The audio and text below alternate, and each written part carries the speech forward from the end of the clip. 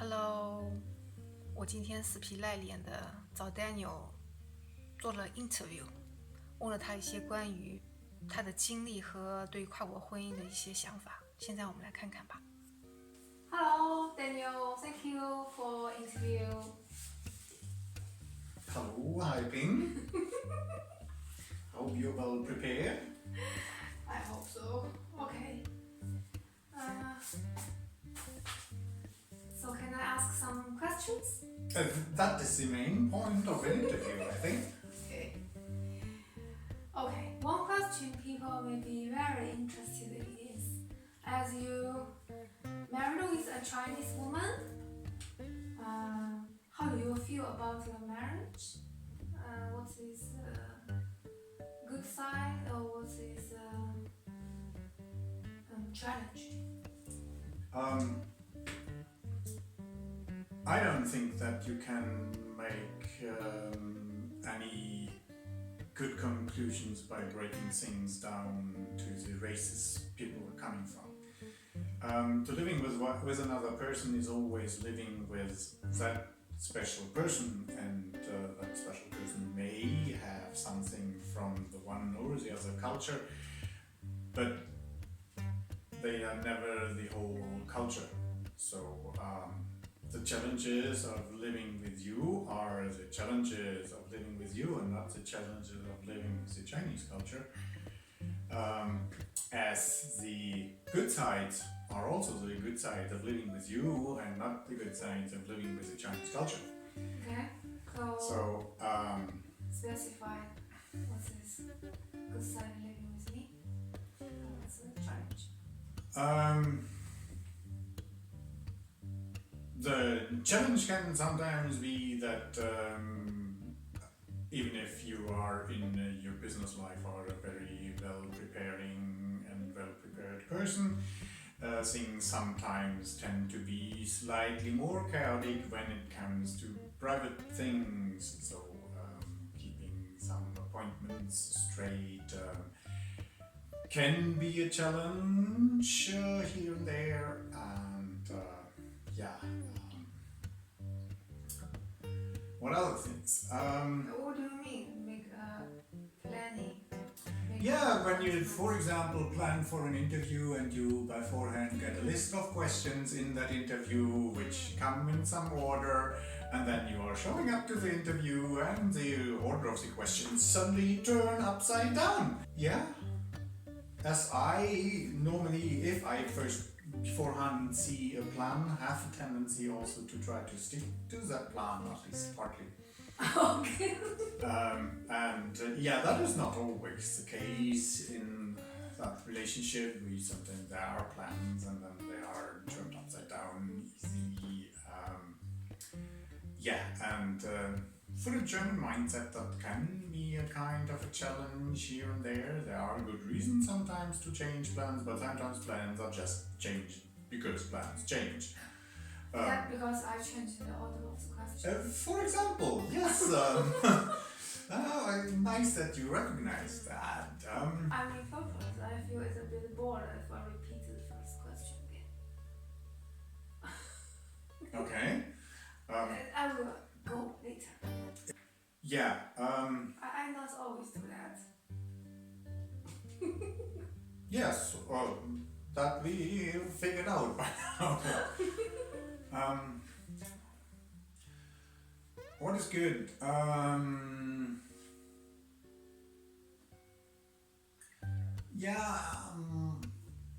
My wife is open to many things. Sometimes it takes a little bit of talking her into the one or the other thing, but in the majority of the cases it's possible to convince her to try something else, try something new. That is, after my experience, not like that with every person you have around you. So that is a big benefit. For example? For example, that you are sitting there and complaining that nothing is going on, and then I just say, okay, then we just take a walk together, and it takes some 2, 3, 4 more times to mention it, and then you are maybe suddenly able to just set your head on something else, have a walk, and afterwards continue with what you were doing before. And I think that solves some problems which the brain makes up, and you're able to go on the path. Do you mean when I'm doing my job and there are some difficulties? You sometimes bore yourself deep into it, and you so far rarely should show the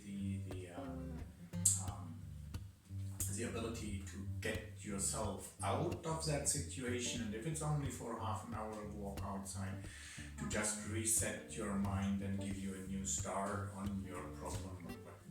For me, it always helps to do such things, to stop with what you are doing right now. If you do not get any further anyway, then there is a point in taking a break and doing something totally different. And by something totally different, I do not mean that you are stopping making your number calculations in the data machine and instead watching a video on the very same data machine, but really getting in a break there. Okay, that's the good side.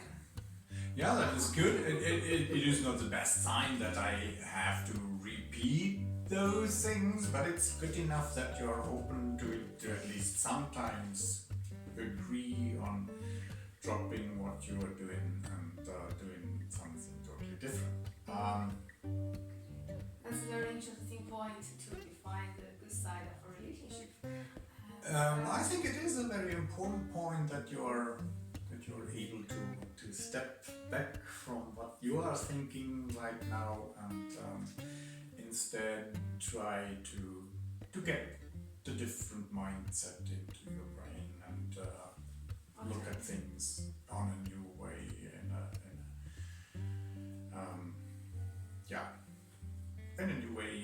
with a different perspective. There are only a few situations which are so bad that they only have bad perspectives, but in the majority of cases you can find something positive with it if you just take that step back and try again.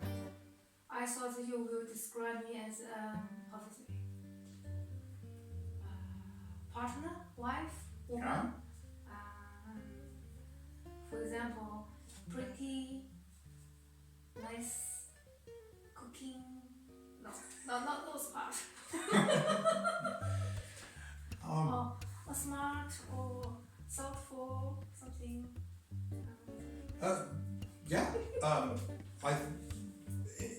That's all true, but that makes living with you more pleasant. Yeah, but that is it's a different view on the same thing. If you are thoughtful, you are maybe also able to think about things from the other perspective one more time, and that thoughtful would be in that ability to take the step back and look anew on things. Okay, thank you.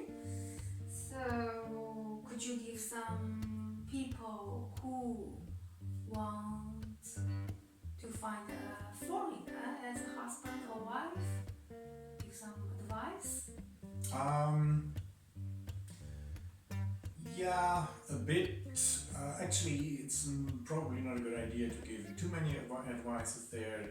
There two people want to find each other. What's a challenge in itself? If you are taking that jump in the direction that you want to get a partner which comes from a different cultural background, then I think it is also important to somehow accept that different cultural background Like if you complain about a Chinese person, because they're doing some kind of calligraphy, that would be a kind of strange because many Chinese people do that, and if you cannot imagine joining them in such a thing, or at least admiring them for what they are doing there, then you're bound to run into trouble. Calligraphy. What's that? Calligraphy, the pretty painting of letters, characters. Okay. That's a You mean the 毛笔字? yes. Okay. That would be the Chinese expression for that. So be aware of the culture of your new spouse, partner, however you want to call it, and take that sometimes into account. Try also to take that into account if there is something what you think is very odd, like that they are going on a hike with you and the half of the time they are trying to view all these things you are seeing through their camera. That is something I still cannot really relate to. I know that it is a kind of common in the Chinese culture, in many Asian cultures actually. You mean we like to record? Yeah, Picture. to take pictures, to record, to and then afterwards sitting for hours and archiving these pictures nicely. And I archive my couple of pictures which I take. I archive them too, but I think I rarely spend as much time in taking pictures on the way from this and that and whatsoever. I tend to store much of that in my brain instead of adjusting my camera and getting the right angle, and I prefer to just see it at that very same moment. The interesting part about the Chinese people is in the very same moment where they are finished on a place with taking their pictures, they are ready to leave. So they will not sit down and just take that sundown and just sit there and watch it until it has finished, unless they want to take a video from the sun going down there. Okay. We have like 到此一游. Then finish. Yeah. When the picture is taking, the thing is finished, even if the view is still as good, when they have a good picture from it, it's done, we can go, we can look at that picture afterwards when we are home. Yeah, we start the beautiful view. It's, from my point of view, it's not really the same thing to look afterwards on the picture than to stand on a cliff and look out into the valley below you while you are there. No camera ever will be as good, I feel, as my imagination when it is. Do you think it's a difference between men or women or German and the Chinese? I know that it is a difference between the two of us, and I am not so bold to proclaim that it would come from the gender or maybe a bit from the culture, because I see many Chinese people doing that. Okay. And I have not seen so many European Germans doing the very same thing. Okay. You trust your eyes and the brain to memory. Yeah, I have some I rely quite good on my brain, I think, in the most of the cases. And, my memory may be not so good as yours, so I try to use advanced technology to store those beautiful views. yeah, but then you never gave him a chance, because after you finished your photo, you're leaving that place. So Really, did I? Yeah. So you do not even get your brain the chance to suck up all the details of that of that famous view. Or I thought you will complain Chinese people likes to eat some strange food. I don't think that they have, the majority of Chinese at least, they have come a bit away from the time where rats were on the normal menu plan, so Always speak too loudly. That happens, yes. Yeah, but there I'm also not so sure. That is a bit a Chinese tendency when you ever have been in a Chinese restaurant or something like that. It tends to be quite noisy. Yeah. Yes, they are a little bit louder.